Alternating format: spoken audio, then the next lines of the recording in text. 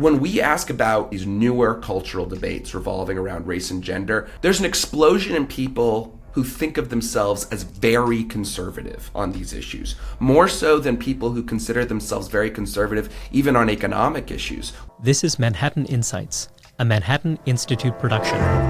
Jesse, you recently conducted a Manhattan Institute survey of Republican primary voters in Iowa, New Hampshire, and South Carolina. These are incredibly important states. One could argue that, if there's one candidate who dominates in all three of them, it's going to be very hard to dislodge them from ultimately winning the Republican presidential nomination. Tell us a bit about what you gleaned from the survey. Yeah. Well, thank you for having me, first of all. And I'll just say that, this is Donald Trump's nomination to lose at this point. Our data is not dissimilar from what other media outlets, polling outfits have been telling us. Trump is out in front in all three states by a pretty healthy margin. DeSantis is solidly in second place in each of those states. Our poll begins to vary a little bit when you look at third and fourth relative to some of the other surveys that are out there. But we've got Scott, I think, rounding it out in Iowa and South Carolina in third. Christie has a little bit of pop in his step in New Hampshire, polling at 11%, just a couple of points behind DeSantis. But a good chunk of the primary electorate still tells us they may still change their mind. It's roughly around half of voters in most of these states, but you've got to balance that with the fact that Trump voters are the stickiest. They, about 3/4 of them say they're not going to move from their guy, so there's about a quarter left to move. We'll see whether that happens. The other candidates' bases of support are far more fluid. What does it look like when you have a head-to-head between Trump and DeSantis, let's say? So we actually pulled the head-to-head on a couple of different counts, just Trump-DeSantis field. On just the head-to-head alone, Trump, the lead is still there, and it's still substantial, but it narrows a bit. Trump is up, I think, 11 in Iowa, 12 in South Carolina, and it gets down to 4 in New Hampshire. So there's a tighter race there. We also asked the electability question, right? Who do you think is best positioned to defeat Joe Biden? That lead shrinks even more. I think Trump is up like 5 in Iowa, 6 in South Carolina, and then in New Hampshire, his lead is down to just 2 points over DeSantis in a head-to-head on the electability question. We also asked one more question that a lot of other pollsters are not probing on, right? We asked specifically just Trump versus DeSantis on the handling of COVID-19, vaccines, booster shots. And on this count, that's where DeSantis has an edge over Trump. I believe the two are even in Iowa, but DeSantis has a 4-point lead in South Carolina and a 9-point lead in New Hampshire on that count. But one more thing that I think is worth noting is that DeSantis outperforms Trump on net favorability in all three of these states. That's when you take the total amount of people who say they support or very much support the candidate minus the amount who say they don't view him favorably or view him very unfavorably. The net favorability score on that count, DeSantis outperforms Trump in all three of these states. Trump's coalition of support is stickier, right? Meaning he has a much higher number of people who say they feel very favorable about him, a bigger group of diehards. And it's not a head-to-head question, but one of the starkest points of contrast between Trump and DeSantis supporters is in how they fundamentally understand the role of a Republican political candidate for office. DeSantis supporters are much more likely to say that it is most important for Republican candidates to win elections and be in power, even if that means making compromises or moderating their position on certain policies. Trump supporters are more likely to say that it is most important for Republican candidates to stay true to their principles and fight for the policies they believe in, even if that means losing elections and not being in power.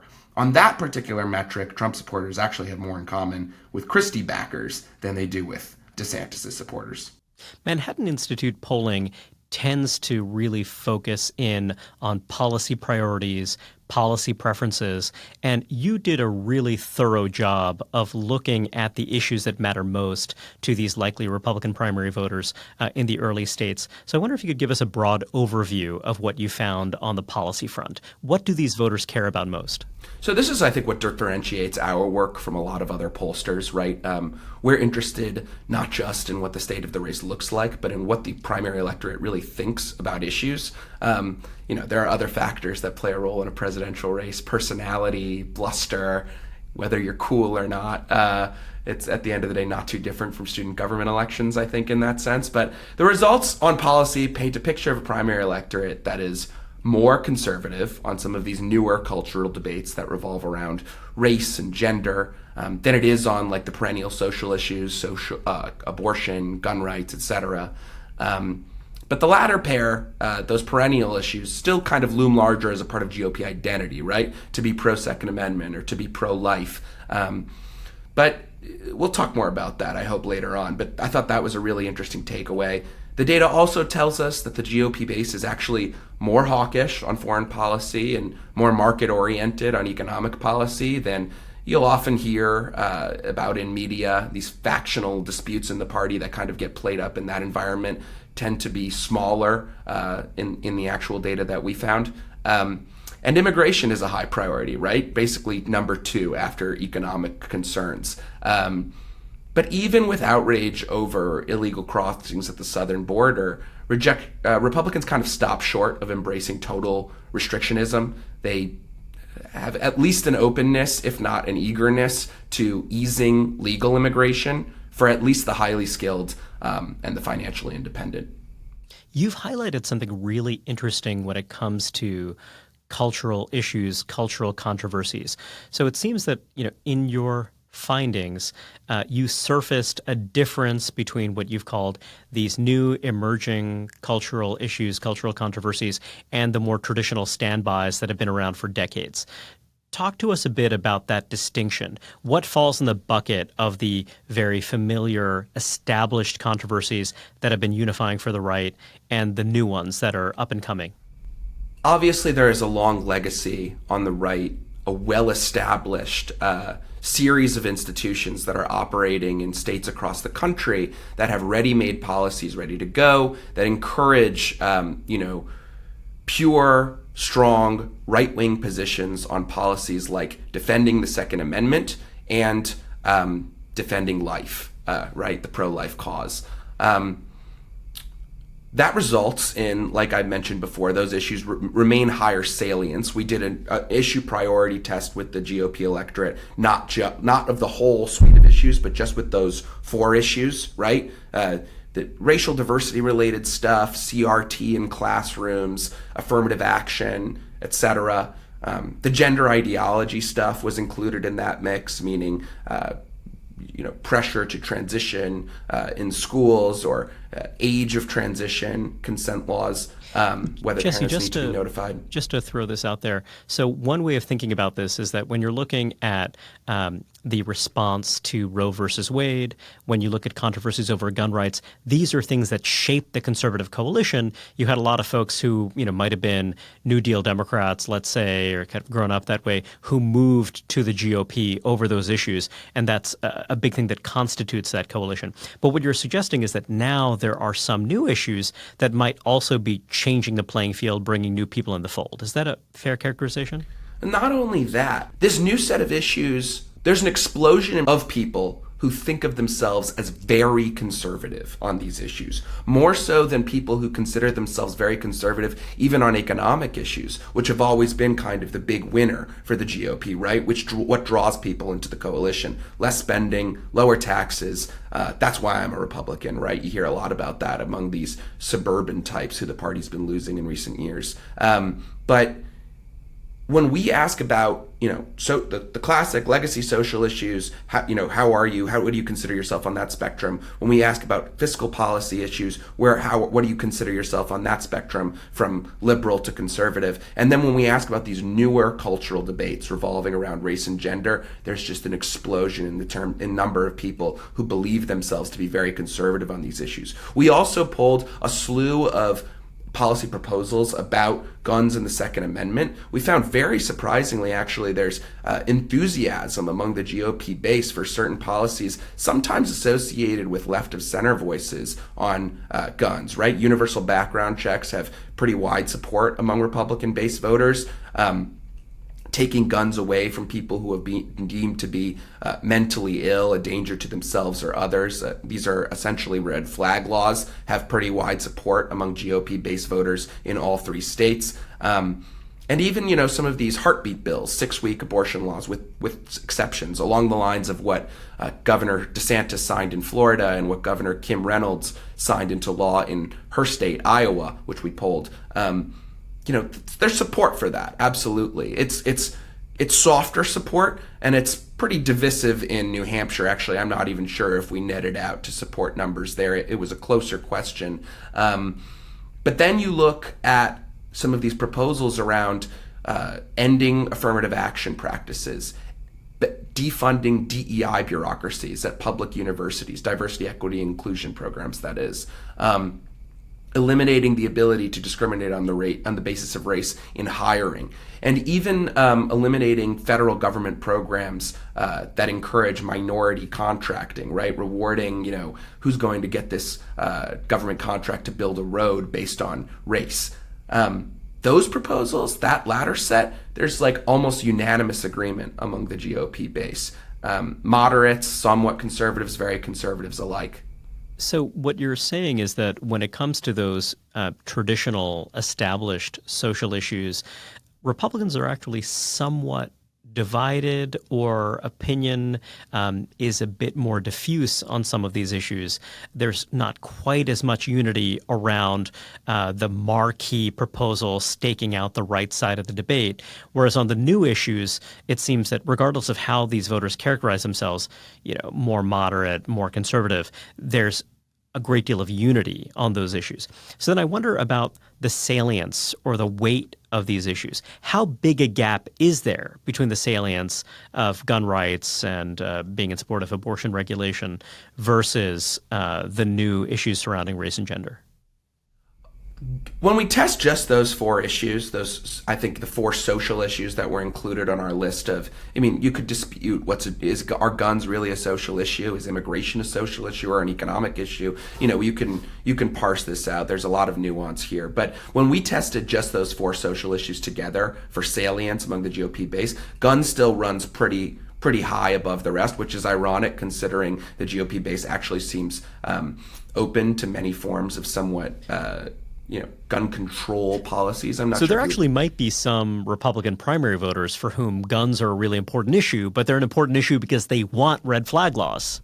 It's possible. It's possible. I don't want to glean too much from that set of the data, but I will say what I think is more interesting is that when you pair together these identity-based issues, right, race-related and gender-related, those outnumber the people who say abortion is a higher priority in these among GOP voters in these early primary states. I find that wild, considering how long the life issue has been a part of the ethos of what it means to be a Republican. That's fascinating, especially because you think of Iowa and to a lesser extent South Carolina as states that are very socially conservative. Certainly Iowa is famously a state where evangelical conservatives play a really central role in the caucuses. So that is striking. It is worth noting, though, that we also asked voters whether they prefer a candidate who emphasizes the newer cultural debates or whether they prefer a candidate who emphasizes kind of the legacy, perennial social issues, or whether they prefer a candidate who doesn't talk about social issues altogether. And it's worth noting that greater than a third of Iowa and South Carolina Republicans and nearly half of New Hampshire Republicans prefer a candidate who doesn't focus on social issues altogether. And the 3 topics that voters consistently cite as their top priority in this presidential nominating contest are inflation and the economy, taxes and government spending, immigration and the border. That is really fascinating, and that's a natural pivot to talking about the views of these likely Republican primary voters on big-picture economic policy issues. What did you surface there? Yeah. So on economic policy, we found some pretty interesting stuff. On the question of how the federal government can help grow American manufacturing most effectively, vast majorities of GOP voters opt for deregulation and tax cuts over ideas that have sometimes been associated with advocates of industrial policy, proposals like regulations, tariffs, and subsidies. We see a massive flock go toward deregulation and tax cuts. Large majorities of the GOP believe increasing trade with allies is good for the U.S., but doing so with adversaries is bad for the U.S. but a significant, sizable minority just opt for a blanket statement that simply says increasing trade with other countries is good for the U.S. That's a very contrarian finding. I mean, Yeah, it really given that other option was available for them, right? And only a tiny, minute subset, like 5-ish, 7-ish% will say that increasing trade is bad for the United States as a policy. Fascinating because, you can see that in Iowa just because it's a farm state. It's a state that has been export-oriented for a very long time. But the fact that you found that pattern across all three states is very telling. It just seems that, free trade beliefs are alive and well in the GOP. Yeah. It is worth noting that we did poll on entitlements as well. Entitlements and their impact on taxes over time present a much closer call for Republicans. There are apparent gaps between older and younger respondents on this point, somewhat unsurprisingly. The way we tested it, and I think you have to tie the entitlement question to tax rates over time because obviously those issues are connected. And so often in polling, we don't see that tied together. We tested two statements, right? I would prefer that no changes be made to Medicare spending, even if that means increasing taxes over time, versus I would prefer no tax increases, even if that means spending less on Medicare over time. When you frame it that way, it's a closer question for the Republican base. It's a wedge issue. It's absolutely a wedge issue. You've got, I think in Iowa, 46 that says no changes to Medicare versus no tax increases at like 38. Similar number in South Carolina and similar number in New Hampshire. That is fascinating. It also suggests a potential vulnerability for a Republican presidential nominee who, say, is someone who is more favorably disposed to entitlement reform. And it seems like that has been a big theme of the Trump campaign. It certainly was early on, this idea that the attacks against Ron DeSantis for having been in favor of entitlement reform in the past. I suppose one could argue that a Democratic general election candidate could absolutely focus on that as a way to divide some Republicans and peel off some Republican votes. Yeah. That said, though, the fiscally conservative impulse is still there, right? You see that apparent in the how do you grow American manufacturing question. You see that as apparent in even the trade question, right? That, that desire for a kind of free market oriented conservatism. There's definitely still an appetite for that among GOP voters. The generational dimension of this is also really fascinating. So it seems quite striking that when you're looking at Republican primary voters who are under 40, their views are quite different on these issues, right? Yeah, absolutely. I think one thing worth mentioning on this front is actually talking a little bit about the voter profiles, right? So we looked at each candidate and saw kind of what is disproportionately represented among their own coalition, their own base of support. This ties back a little bit to when we were talking about the horse race and a little bit what we were talking about with culture issues, but I do think it's worth elevating and worth mentioning. The Trump voter is, we already know this, right? Not heavily, disproportionately non-college educated, disproportionately very conservative on a lot of these questions, disproportionately focused on things like election integrity and guns. But it's also surprisingly female. We don't talk about that a lot in the context of these primaries because we think of the Trump voter as male in general elections, which is true. But in this primary contest, heavily disproportionate female presence among the Trump base of support.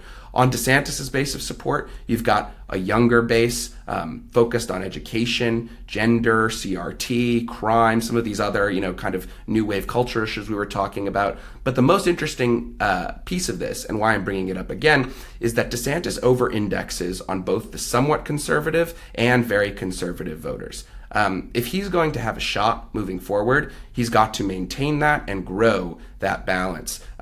We saw in his economic policy platform that he released, we're recording this on Friday, I believe that came out was it last Monday, this Monday, not sure which, but it was a big show. His Declaration of Economic Independence. Yeah, and there was and he kind of took real thought about how to cultivate that in a way that clearly played to policy proposals favored by both the free marketeer wing of the party and the more populist wing of the party, or I'm not even sure whether it's really fair to call it the party, right? Of kind of the chattering class or the intellectuals in DC who worry themselves sick over some of these economic policy questions over time. And I thought equally interesting was the way DeSantis weaved in some of these cultural questions into that economic policy plan, right? Reforming higher education, eliminating DEI programs. He didn't have the minority contracting piece that we talked about earlier that pulls so well with GOP voters, but a lot of policies like it, ending ESG standards. So it'll be interesting to see whether DeSantis can kind of elevate the cultural issues in the context of the economic policy debate that voters clearly, is a high priority, is the highest salience issue for them. It reminds me a little bit of Donald Trump in 2015, right? I want to remind listeners that at this point in 2015, or even later than this point, into the end of 2015, the highest priority issue for Republican primary voters was like national security, terrorism. Feels like a generation ago in our political thinking. But Trump voters, or rather the GOP voters, only said immigration was a top priority for them, like 4%, 5%. Trump elevated that issue by combining immigration with his larger economic message about the forgotten man. And over time, now we're here 8 years later, and immigration is the clear second place issue in terms of concern and priority for voters, second only to economic concerns. So, for those who look at that CRT or that gender number in the issue priority list and say, well, that's very low, a candidate DeSantis should definitely stop talking about it, we should remember that candidates raise the salience of issues by how they talk about them and how they factor them into their platform. It's not solely about it's not solely about the issue itself and where it resonates at the front end. Politicians move polls. There is a follow the leader dynamic as well. When someone is established as a visible leading figure in the party, they can actually move things, partly because of the natural dynamic of polarization, I suppose. So you mentioned immigration, how immigration went from being, an important but lower salience issue to being something that was really at the forefront of the 2016 presidential campaign. This time around as well, it does seem as though Republican primary voters are very concerned about chaos at the border, and that they're also, interested in the broader question of the people that we welcome into the country. So tell us about that, what you found, what surprised you. Virtually all Republican voters view the situation with illegal immigration and at the southern border as a critical or important threat. That's 75% who say critical, and 20 plus that say important but not critical. That's everybody. That's the whole coalition. But equally interesting, I think, is that only a quarter of likely primary voters want to see fewer legal immigrants admitted to the country. A large majority want the number of legal immigrants raised or kept at the present level. Fascinating. So tell us a bit more about that.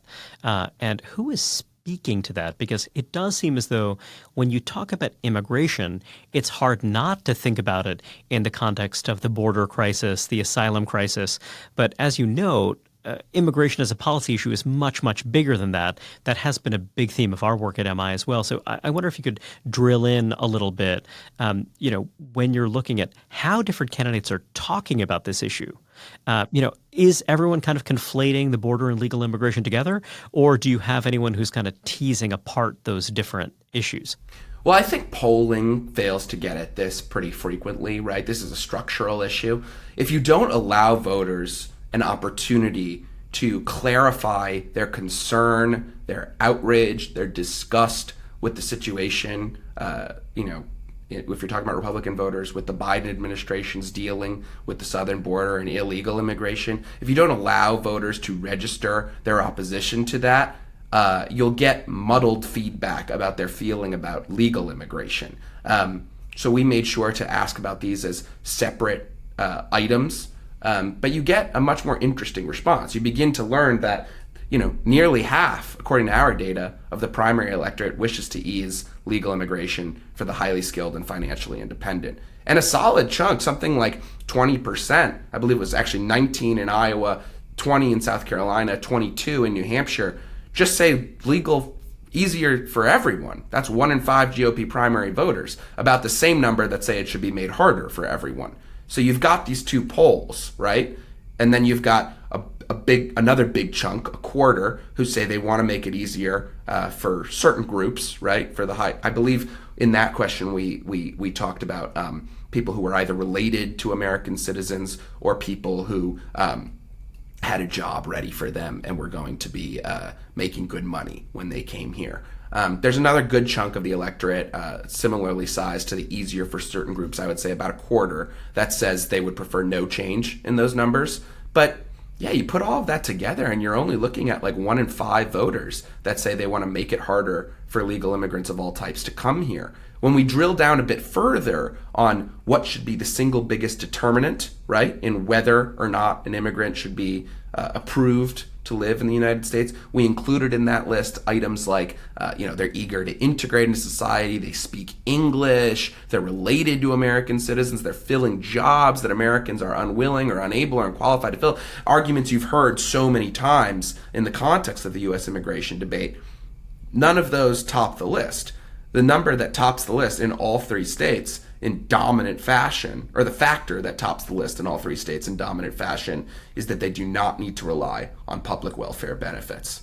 This is so fascinating. It's an issue that has been a long-standing source of controversy, but when you're looking back at the 1990s, when you're looking at the Gingrich-led House Republican majority, their big emphasis was on basically limiting access to safety net benefits for recent immigrants. And the Trump administration also advanced its public charge proposal saying that, hey, look, let's revise the standards for folks who aren't refugees, people who aren't humanitarian migrants. If you're not humanitarian, we want to make sure that you're able to support yourself. And it does seem as though that really resonates, but as you say, that hasn't really been a part of much survey research. So that's really fascinating. A classic argument is that conservatives, the accusation you get from some folks on the political left is that opposition to immigration, skepticism about immigration is motivated by racial animus, let's say. But what you're saying is that a big part of this is the belief that, if you're not a humanitarian migrant, then you should be someone who is capable of supporting yourself and your family. And that seems quite like something that conservatives working on immigration policy should think harder about. Not a lot of evidence for the racial animus point that you alluded to. One would think that if that were the case, you'd see like the speaking English item as a prioritization be much higher among feelings about immigrants. It's worth mentioning as well, as part of this DeSantis economic policy announcement, the Declaration of Economic Independence we referenced earlier, that happened recently, he nods at this a little bit without going so far as to say what he would do about higher skilled immigration. He talks about illegal immigration. He takes great care to focus directly on that issue, and he talks about lowering the number of low skilled immigrants that come into the country. Now, I'm not in the business of saying what's a good idea, what's a bad idea, but data would suggest that he's maybe I don't know what the DeSantis campaign internals look like, but he clearly took care to avoid the high-skilled immigrant piece of that in his policy proposal. One candidate who is, he's talking about a lot of things and doing a lot on social media and tweeting a lot, and he's kind of everywhere it seems lately, is Vivek Ramaswamy, who has talked about this issue a little bit. And he's the only candidate I think I've heard so far express this explicit desire to see higher numbers of high-skilled immigrants in the country. He may be onto something with the GOP base when you look at H-1B visas or lifting the country caps. I'm not sure exactly what Ramaswamy has said on each of these issues, but in broadly speaking, he's suggested that more high-skilled immigrants could be a good thing for the country, and he seems to be in line with at least a pretty solid chunk of the GOP base on that question. You also surveyed the views of likely Republican primary voters on big picture foreign policy issues. Given the Russian invasion of Ukraine, the rising salience and urgency of the Chinese challenge to American global leadership, it makes sense that these would be issues that folks are thinking hard about. Tell us about what you found there, because this is another source of a lot of intra-conservative dissension, certainly at the elite level. Yeah. Yeah. Well, before I do that, I should also just say, going back to that disproportionate representation point, right? When we look at the voter profiles, you'll notice that Tim Scott voters, Nikki Haley voters tend to care about foreign policy way more than backers of other candidates in this race. Not sure what that tells you, but I think it's worth mentioning. Republican voters believe Biden has not been tough enough in punishing Russia for the invasion of Ukraine. They believe the federal government is spending too little on national security and the military. 72% of Iowa Republicans, 73% of South Carolina Republicans, and 69% of New Hampshire Republicans all say, without equivocation, Vladimir Putin is a war criminal. We remember we had a news cycle a few months ago that was questioning DeSantis's wisdom for calling Putin a war criminal. That said, continuing support for Ukraine is a closer call. You've got good chunks of the GOP base that are divided on that question. It's not a clear winner, like we're spending too little on the military. But I don't know. I think that's tremendously interesting, right? Because it runs contrary to what we've heard so often from both right-wing media and I think kind of like left-leaning corporate media that so frequently tell us that the GOP base doesn't care about American power projection anymore, doesn't care about, being the world, global. And not to say that that these results tell us that GOP voters are interested in having an America that is, considers itself the world police, but it's a more nuanced picture. This is an interesting time to point out, I think, the differences between a Donald Trump foreign policy and the foreign policy espoused by a lot of new right type thinkers in Washington. Trump talks about Ukraine differently than like Tucker Carlson does, for example. I don't know how much of that is tied to the fact that he, works well with Zelensky and didn't give him up when Zelensky didn't give him up when he was facing his first impeachment inquiry or whatever. But I thought it was very interesting to look at like this spirit of, it never would have happened if I was there, right? And questioning the wisdom of continuing support, but projecting still that strength, that toughness. I think like Trump's kind of horse sense for what will register with the base is particularly underrated on the foreign policy question, right? At the end of the day, like this data tells us the GOP still likes killing bad guys. They get excited about, Soleimani hits. I should clarify, we didn't poll that question explicitly, but I think these Ukraine-Russia numbers are consistent with that.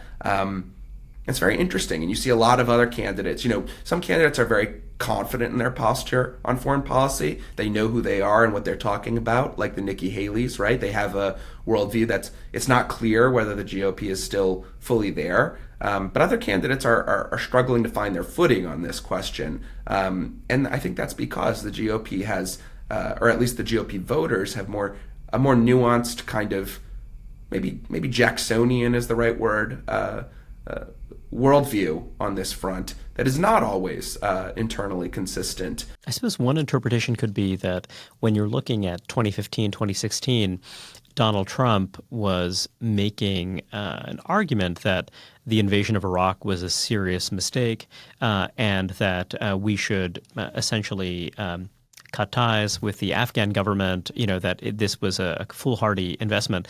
And one interpretation of that, given how resonant it proved to be with many Republican primary voters, was that this means that the Republican base is much more dovish than conventionally understood. But perhaps what you're surfacing here is that, let's put to the side the question of Iraq and Afghanistan. Maybe you could believe that, that those were commitments that were past their sell-by date, but that doesn't mean that the party isn't hawkish And it doesn't mean the party does not want to invest in U.S. global leadership.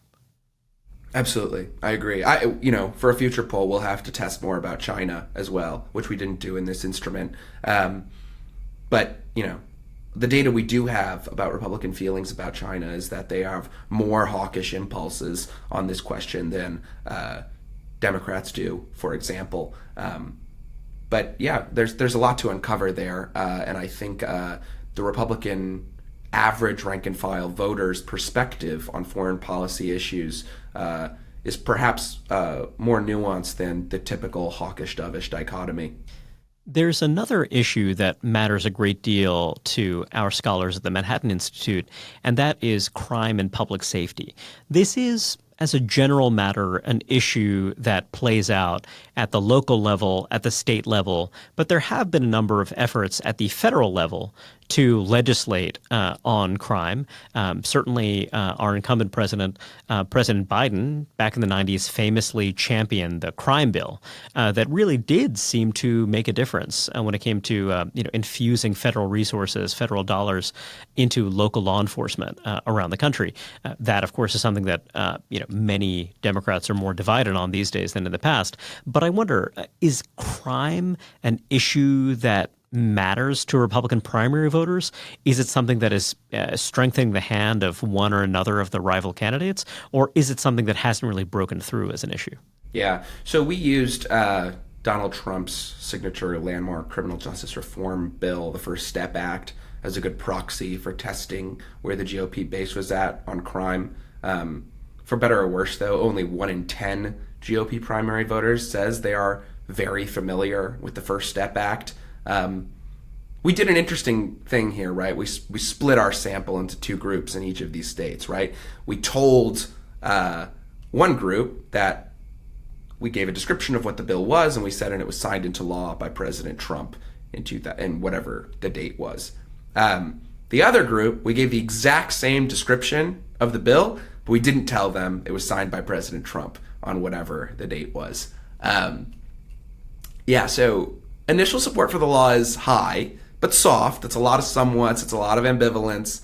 And after hearing brief arguments for or against the First Step Act from proponents and opponents of the legislation, Republicans generally agree that the law makes the U.S. less safe, unless they're told it's Donald Trump's law, at which case they tend to rally around the policy and say it's good and it makes the justice system more fair.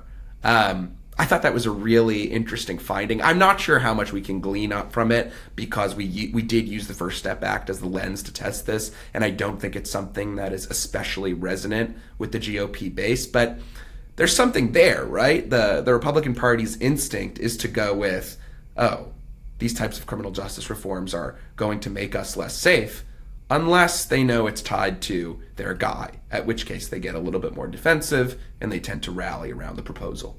That is fascinating, and it speaks to the enormous power this follow the leader dynamic can have. It really does seem as though you can see real changes in people's stated policy preferences. Absolutely. And yet it is important to note that we asked another question about crime. And what GOP voters tell us is that they resoundingly, overwhelming numbers, reject the notion that the U.S. has an over-incarceration problem. On the contrary, overwhelming majority is in all three of these states, 64% in Iowa, 67% in South Carolina, 63% in New Hampshire, tell us that we do not incarcerate enough criminals in the United States. So do with that what you will. So just on a final note, I wonder, Jesse, if you could talk to us about, judging by the sentiments of these likely Republican primary voters in early states, what are the issues that unite Republicans? So I think we can agree that entitlement reform, for better or for worse, does not unite Republicans, at least for now. But what are the things that do unite these voters? Yeah. Entitlement reform is a wedge issue. There's a big divide there. The immigration questions, there's sufficient division there. Where we see unification, where we see basically total agreement from the GOP base, is on some of these initial things we first talked about on this podcast, right? The culture questions. the base is very conservative on, I don't know if conservative is even the right word. The base is very meritocratic. The base is very anti-racialist. The base is very colorblind. The GOP, the Republic, and I'm using the term base, but I'm not even sure that's the correct term. I should be saying all Republicans. I'm not even sure that's the correct term. I should be saying all people who are going to vote in the Republican primary. And some of these states have open primaries, right? So they include independents or unaffiliated voters who will go cast a ballot in the Republican primary in 2024. And these folks are doing that. I guess the one point of unification among all these, I don't want to say all these folks, that would be an overstatement, but among the policies we tested in this poll, there is the greatest kind of unanimous agreement around some of these, I guess for lack of a better term, racial diversity adjacent issues.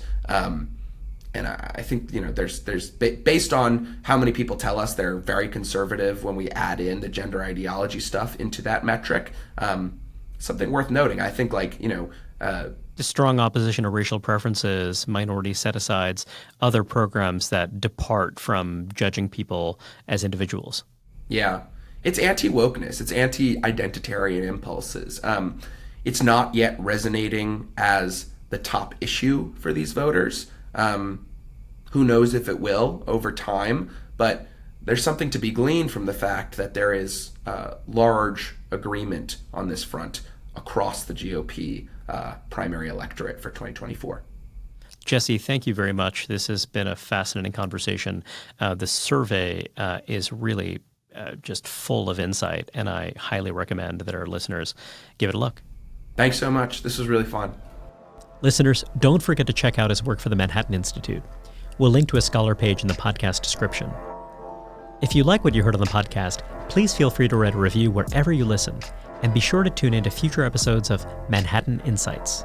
I'm your host, Reihan Salam.